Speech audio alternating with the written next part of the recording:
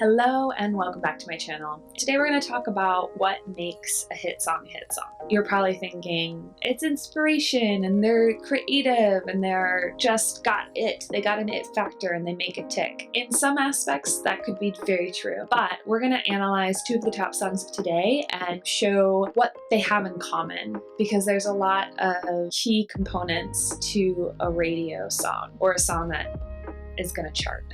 Not to discount inspiration, because that's obviously where it all begins. But when you are writing your music and you are looking to write something that could potentially chart or be for a charting artist, there are some things that can help you get there when you are editing your music. The main component of that is marrying the new with the familiar. So we all like to hear something new and we're like, oh, I've never heard something like that before. It sounds so cool and innovative. But when we really break down those things, there are a lot of things that are actually really familiar to us. Really what it comes down to is, as a listener, we don't want that much new. And if there is a lot of new things, we also want something that has a lot of familiar sounds to it. And this is purely talking about a top 40 hit. There's tons of music that is just new after new after new after new after new and very, very little familiar. And that's great too. And it's not saying that's not great music, but this is really talking about like a top 40 hit. If you take all the top 40 hits today, it's pretty, I would probably say 90, maybe 95, maybe even more than that % of them follow a similar structure. They have a good amount of new and a good amount of familiar. So what do I mean by new and familiar? And this could be a really, really broad topic, but today we're going to be talking about lyrics, structure, and melody in particular. Most top 40 songs have different sections in their song, and you may have heard some of these terms before, but a verse, chorus, pre-chorus, a bridge. So what do these sections mean? If you want to learn in more detail about that, you can check out my Skillshare course, which is linked below. So today we are going to analyze two of everyone's favorite songs right now on the top 40 charts in the US is Harry Styles' Adore You and The Weeknd's Blinding Lights. Here are the lyrics to Blinding Lights. I'm not going to play the song in this video for copyright purposes, but you can feel free to play it on your own Spotify. You can see structurally, this follows the groupings that we had talked about earlier. There are verses, there's pre-choruses, there are choruses, and there's a bridge.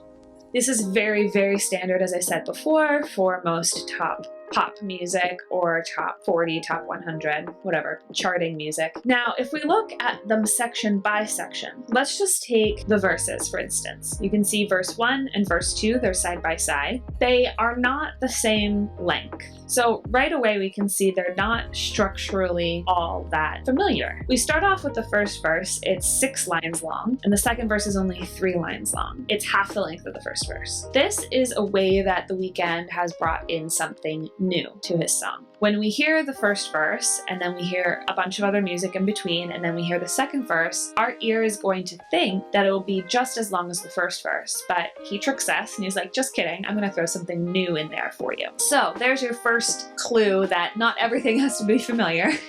Like I said before, it's a balance of new and familiar. The familiar part about these verses is that the first 3 lines of the first verse and the first 3 lines of the second verse have the same or very, very, very similar melody and melodic rhythm, but they have new words. So that's the new part too. So he has 2 new things and 2 familiar things when it comes to just the first and second verse. Got this great balance of new and familiar between those 2 sections.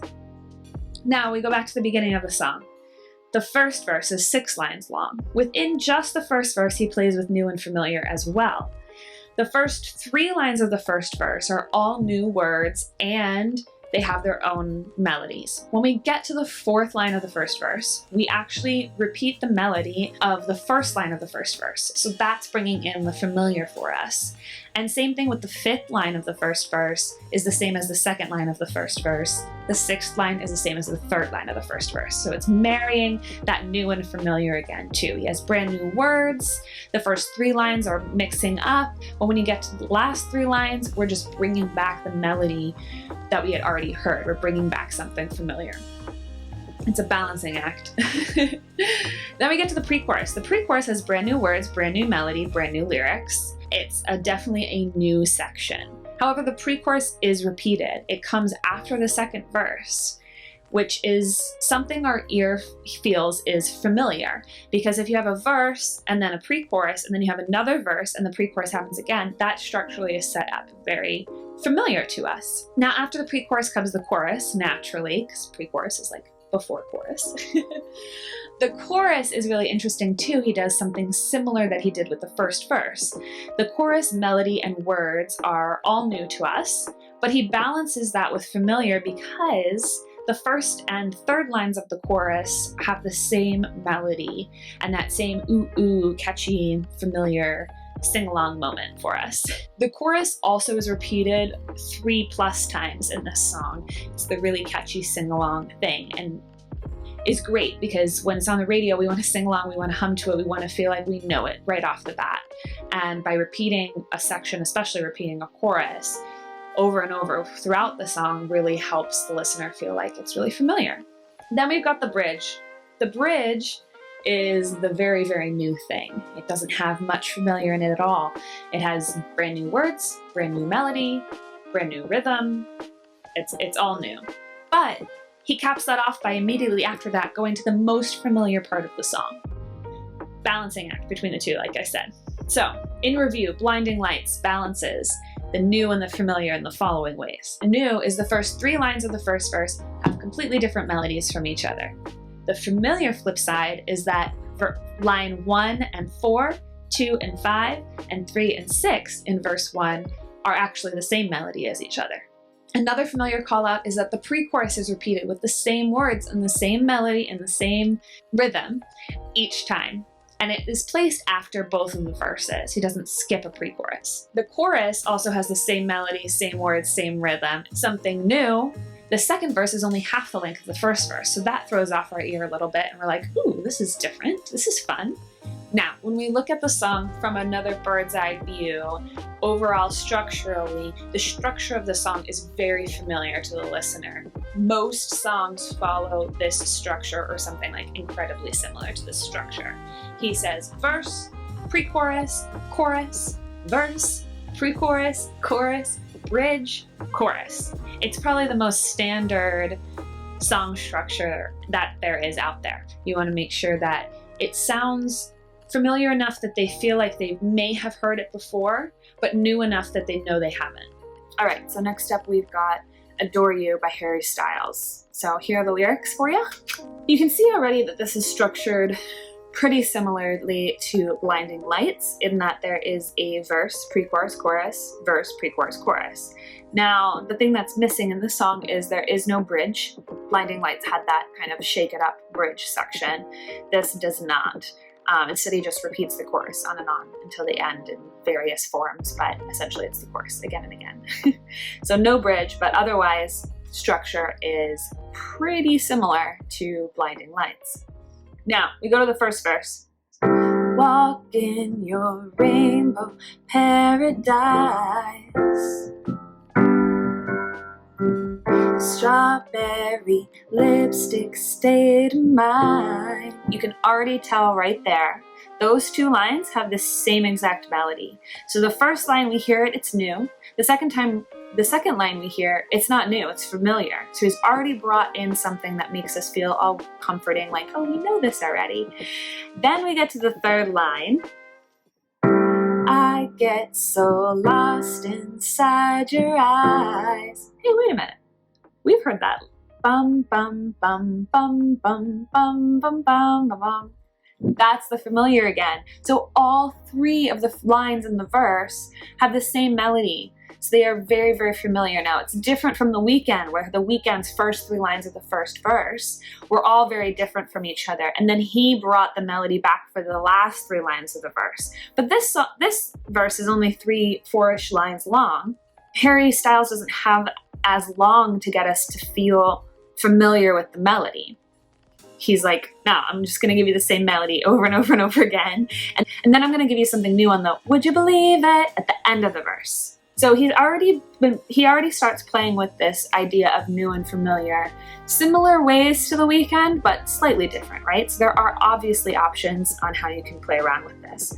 Overall, same concept though. He wants that melody repeated within the verse so that we start feeling like it's a familiar melody to us. Then we get to the pre-chorus. You don't have to say you love me, you don't have to say nothing, you don't have to say you're mine. But the melody, the words, and the rhythm are all different, and that's the same that The Weeknd did in his pre-chorus. He brings in something new to amp you up for the chorus. Then the chorus happens, right? Honey, I'd walk through fire for you, just let me adore you. Oh honey, I'd walk through fire for you. Now, if you hear that, the chorus really is only made up of one sentence. Honey, I'd walk through fire for you, just let me adore you. And he just repeats that. Oh honey, I'd walk through fire for you, just let me adore you. So that's that repetition, that familiarity of the lyric within the chorus. He gives it to us once as a new, but he repeats it so that we feel familiar with it. And then the last two lines are a repetition of each other as well. So he gives us something new with the, like it's the only thing I'll ever do. But then he says it again, so it's familiar for us. It's this constant like back and forth of new and familiar. I hope that's making sense to everybody. Then he goes to verse 2. Verse 2 is incredibly familiar because in verse 1, he only had one line of melody that he repeated over and over. He does the same line of melody repeated over and over in this verse 2, but he mixes it up just a tad, which is somewhat similar to what The Weeknd does in Blinding Lights. The mix-up here is that instead of having 3 lines of that same melody, he only does 2. You're wonder under summer skies, brown skin and lemon over eyes. And then he goes to the Would You Believe It, where if you remember in the first verse, we had 3 lines of that. We had walk in your rainbow paradise, strawberry lipstick state of mind, I get so lost inside your eyes. So there again, very similar to The Weeknd, the second verse is really playing with the new in the context of something that's familiar to us. The Weeknd cut his verse in half, Harry just cuts one line out and then goes to the Would You Believe It, which is at this point, although in the first verse it was something new, at this point it's something familiar for us. Pre-chorus comes, same exact melody as the other pre-chorus, but he does something really fun here. It's one of my favorite things in songwriting when the pre-chorus has different words. So you can see the first time the pre-chorus came in is, you don't have to say you love me, you don't have to say nothing, you don't have to say you're mine. Second pre-chorus, you don't have to say you love me, I just want to tell you something, lately you've been on my mind. So why does he do that, right? Why didn't The Weeknd do that? Well, if we're stepping back and looking at what's new and familiar in this song, Harry has a lot of familiar. He has a lot of repetition lyrically, he has a lot of repetition melodically, where The Weeknd, though had a lot of familiar things, he was throwing new, a little bit more of the new in there with it constantly, so there wasn't a feeling of a need for the pre-chorus to switch it up. The pre-chorus could just be familiar the second time around. Where in Harry Styles' Adore You, we kind of feel like we need something new because yes, the verse was switched a little bit, but so far the majority of what we've heard has been familiar and a lot of repetition. Let's recap what Harry Styles does in his new and his familiar. His familiar game is pretty darn strong. He repeats the melody of the first line of the verse throughout the rest of the verse until he gets to Would You Believe It? So that's the familiar. The Would You Believe It is the new. The pre-chorus is all new. The chorus is new for the first half, but then he just repeats it, so it's familiar again. The second verse is familiar in that it has the same melody, but it's one line shorter than the first verse, so he brings something new into there. The second pre-chorus is familiar because it's the same melody and rhythm, but he has new words, so he brings something new into that section. And then the final chorus is pretty familiar. There's a little bit of new with the repetition of that last line over and over again, and then the chorus coming back in. But for the most part, I would say that's a very familiar section.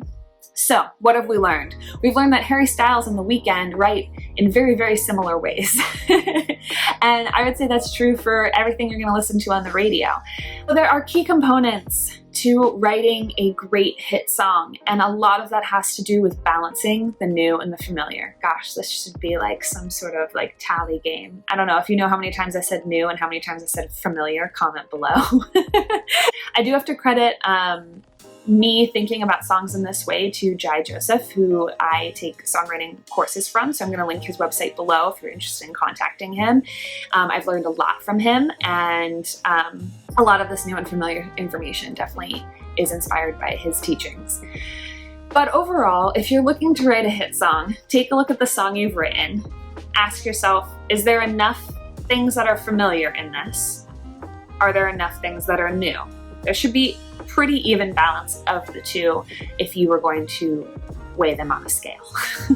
I hope this was helpful. This is definitely something I would think about in writing after your inspiration has hit you and you've kind of gotten all of that on the page. This is definitely the editing process of the song. If you want me to analyze some more top 40 songs, like this video or comment below. And please subscribe if you're enjoying these videos. Thanks so much for watching. Yeah, I'll see you next time.